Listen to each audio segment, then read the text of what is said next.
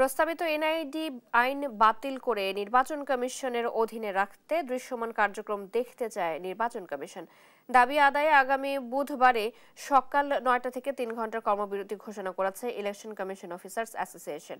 বৃহস্পতিবার সকালে রাজধানীর আগারগাঁওয়ে নির্বাচন কমিশন সচিবালয়ের সামনে জাতীয় পরিচয়পত্র সেবা কার্যক্রম নির্বাচন কমিশনে রাখার দাবিতে স্ট্যান্ড ফর এনআইডি কর্মসূচি শুরু করেন কর্মকর্তা কর্মচারীরা।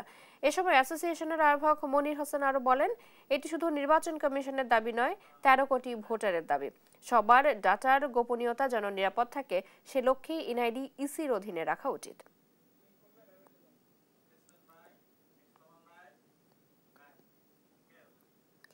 স্ট্যান্ড ফর এনআইডি ব্যানারে মানববন্ধনে দাঁড়িয়েছেন নির্বাচন কমিশনের কর্মকর্তা কর্মচারীরা। সেখানকার খবর জানাতে সরাসরি যুক্ত হচ্ছেন সহকর্মী শিউলি রায়। শিউলি, কি বলছেন আন্দোলনকারীরা? সার্বিক চিত্র আমাদেরকে জানাবেন।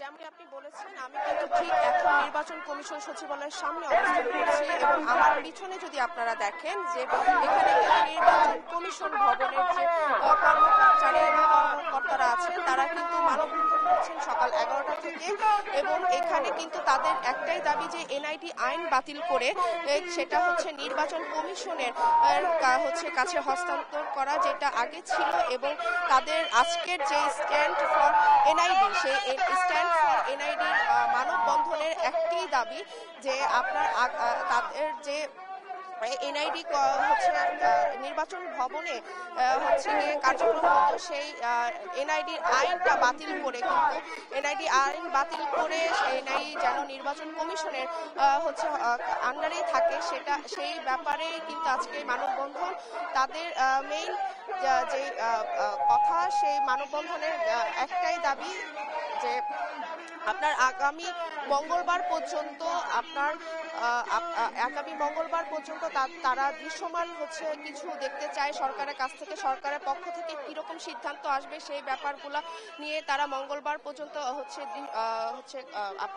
তারা দেখবে এবং আগামী বুধবার তারা সকাল 9টা থেকে দুপুর 12টা পর্যন্ত কিন্তু তারা অর্ধদিবস বিরতি কর্মসূচি তারা দিয়েছে সারা দেশে।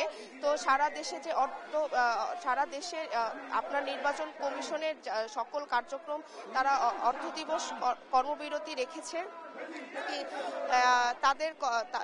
আপনারা জানেন যে বিগত সরকারের আমলে কিন্তু স্বরাষ্ট্র মন্ত্রণালয়ের আন্ডারে হচ্ছে এনআইডি হস্তান্তরের কথা আসছে এবং সেটা বাতিল হয়ে আবার পরবর্তীতে কিন্তু নির্বাচন এই কমিশন ভবনে কিন্তু এনআইডিটা আবার আসে এবং এনআইডি কার্যক্রম পরিচালনা হয়।